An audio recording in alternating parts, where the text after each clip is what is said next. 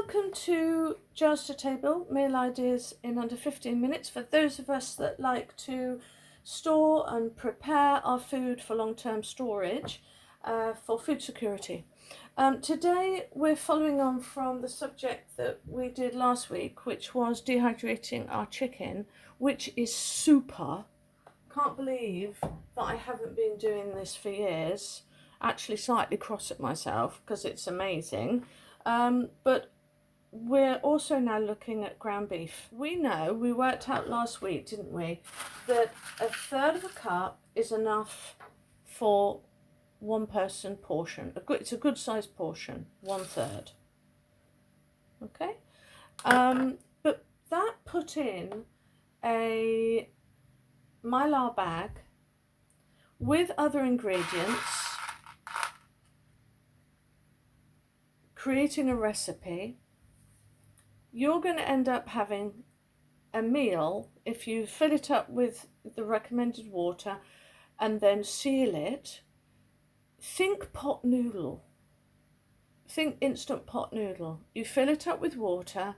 If you're clever, you put the lid back on and a book on top. That's what I was used to do for my dinners at work, things like that. And you just leave it for 15 minutes. Well, basically, you're doing that. Now, you might need it if you're going, you could do it going to the shops. If you've got a container and you've got a flask of boiling water, so that you don't have to rely on takeaways or expensive restaurants. You can do it if you're going for walks, camping, car journeys. If you're on a long car journey, you don't want to have sandwiches and the kids want something hot. You can stop in the car, you can stop at the garage, you can get your bags out, fill them with boiling water, and your kids have got spaghetti bolognese, your kids have got chili con carne, etc, etc. So anyway, I will be doing some recipes, I think, with this to demonstrate to the UK how clever this is. But first off, I'm just accumulating the veg that I'm going to need. My sauce carrier, because with these, unless you're willing to make the sauce, dehydrate it or freeze dry it and then powder it, which I don't want to do, tempted to do, but my grinder is just broke, so can't do that. Therefore, the sauce has to have a carrier. So what I intend on doing is cooking the pastas, spaghetti and fusilli. Anyway, can't remember it, but the tubes, pasta tubes. Also rice, jasmine and basmati. Cooking them as I would normally cook, pouring the sauce over those and then dehydrating it. Because then when it comes to adding the water, the sauce comes away from the rice and the pasta and does actually give you a sauce. Where honestly, if you just dehydrate and you don't powder it, this is the only other way that you're going to get a decent sauce to go in your Milo bags. Otherwise you'll just end up with a piece of cardboard that stays a piece of cardboard. So anyway, so I'm going through at the moment with the vegetables, and I'm separately cooking them so that they are not al dente. I don't want them al dente. I want them cooked as I would like to eat it, right? Because you're only reheating. You're rehydrating, but you're just heating it. Make sure that you do is you label this cooked carrot, because if you're like me, you've got dehydrated carrots everywhere. This has to be cooked carrots, and you might have to have a special little shelf just for all your mylar ready meals. Got a large heavy bottomed pan, not a frying pan, but just a big pot. Sorry, I should say that. Heavy bottomed pot. and I put a layer of raw ground beef into it. Oh gosh, I don't know, probably 4-5 pounds of it. And then I cut up, this is how I do it. I cut up my onion really small, because my boys now eat onions, but they'll eat them if they're small. And I added as much pepper as I feel my kids can muster and to eat. Once that was all thoroughly cooked, I then kept cooking. I kept cooking until there really wasn't any liquid in the bottoms of the pan or the pot. I didn't fry it. I was cooking it, and it was cooking in its own liquid. I didn't add any liquid. I also didn't season it, because this is going to be for so many different meals. Apart from pepper, I really didn't want to go down a route of adding anything to it I might regret. Now, I put my beef on 55, and I find that 10 hours is generally good enough. So, right, it's been a few days, and I've got a ton of this stuff. But anyway, I'm so happy with it all.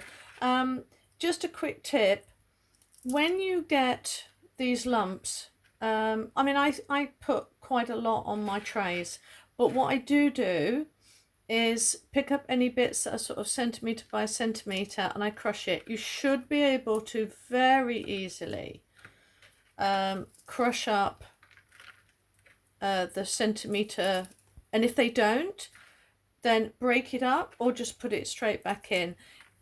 It's a lot darker than you'd probably normally expect. I know it was for me. It's like Oreo. It should sort of look a little bit like Oreo, crushed up Oreo biscuit.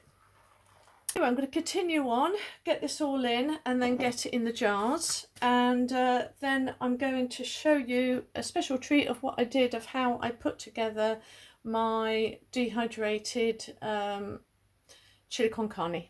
Right, but here's a meal. So I love chili con carne with a passion, but my kids do not like it, so consequently I very rarely have it. So I thought, why not just do my own, and then I've got it. Now I do want to try and make my carbohydrate intake far less, but I need a carrier, and I've got too much sauce, and I'm not getting rid of the sauce. So for this, I'm just going to add some rice. So how you do it, let's get a bigger bowl actually. I'm going to put pre-cooked, but it can't be mushy, it's got to be just right, you know, on that verge where it's a little bit like easy cook rice. Anyway, so I'm going to put this in, and then I'm going to put my mix of chili con carne into it. Now, if I had beans and veg and the sauce wasn't as much, I actually wouldn't have added the rice, but as it is, it's just the way it is. So, now, as you can see, it's been in the fridge, so it is quite hard, but that sauce, it's going to need to be mixed with the rice so that it will rehydrate easily. So I'm just going to keep mixing until all of the sauce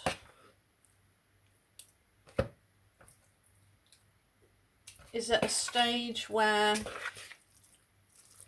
I know it will carry it and rehydrate the sauce really well. We're almost there. This is why you can't cook your rice too much, because you will be kind of stirring it and you don't want to break it up.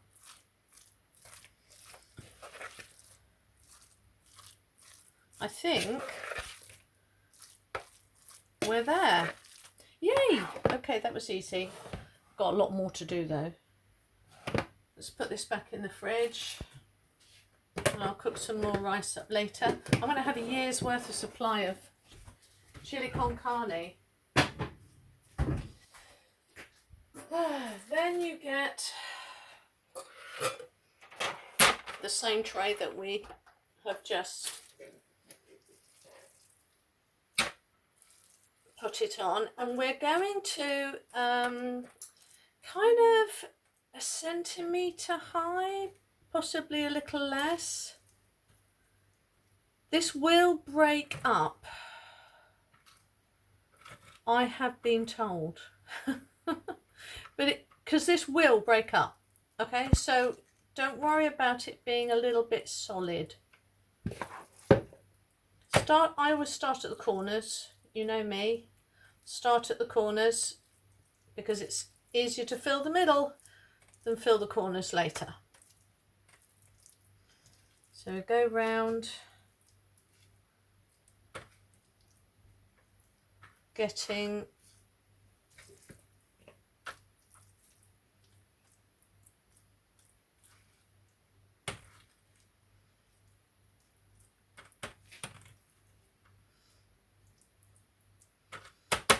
every bit.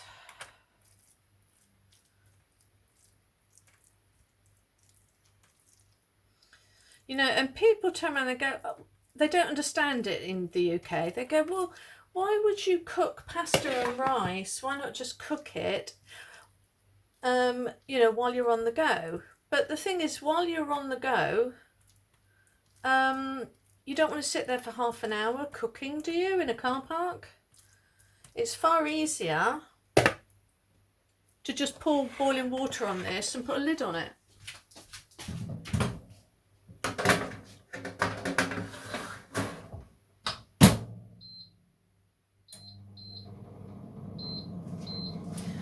And again, I'm going to be, I mean, here's a good example. So here you've got, it's got quite fine holes. It's, if you're comfortable about putting this onto this tray, then you know that your sauce is just right. If you put this on and you thought, oh my goodness, it's going to seep through, then your carrier isn't thick enough. It's that simple to understand. Then you know you've got it just right. But I have got to cook a lot more rice. It's the same consistency for this as with spaghetti bolognese. So literally you could just make your spaghetti bolognese how you normally make it, mush it all together obviously, and then just put it in a dehydrator, and there you go. Now you've got spaghetti bolognese for another day. It's that simple. You're looking for the consistency that you get in those microwavable rices. Right, so you can see this halfway. Watch. This is halfway cooking. It's already, the rice is already started to coat and separate, and this is only after a few hours. Amazing. So the first lot of the chili con carne is out, and if you can see here, it's just like flavoured coloured rice. Now if this is just the first lot out, and I wanted to show you straight away. Yeah, is that right? So it's flavoured coloured rice, and anything that's bigger than a centimetre, like this, excuse my nails, anything that's like a centimetre, you just want to break it up and double check that it's definitely dehydrated. But I know this is all dehydrated. I'm just bashing away because I want it to fill less space. But I thought I'd just show you. Let's do a bit of a mock-up. I'm using this as if this is the Mylar bag. I'm just going to fill, I just want it slightly underneath. Now I've got to, I would always use an insulator, you know, made out of kind of silver foil, but I've just added it sort of at the same level as the rice, not too high, not too low. I think I'm just going to put a bit more in. I want to aim at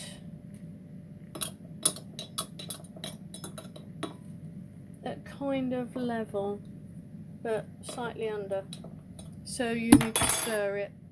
Right, I'm going to put a lid on it, she says, trying to find one. You've got the boiling water around the edge just so that I can simulate, you know. Let's see what goes on in 10 minutes. I'll come back then. Well, I certainly didn't need to leave it 15 minutes because I give it a stir halfway through. It's been 10 minutes all in all, and you can see it was puffing up almost instantly. And if we put it on a plate, shall we?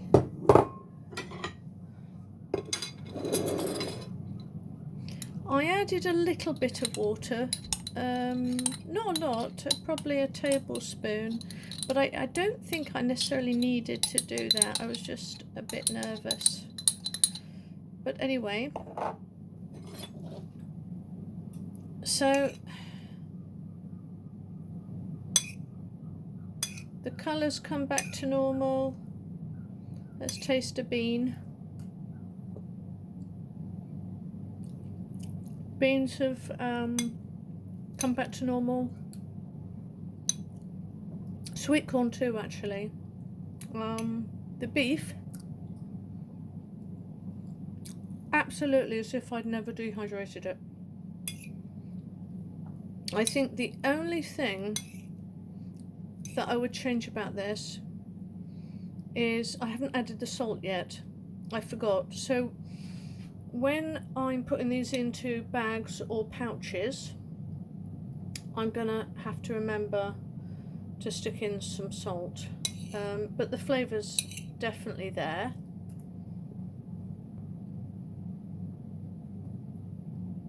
And I could have done the rice a little bit less.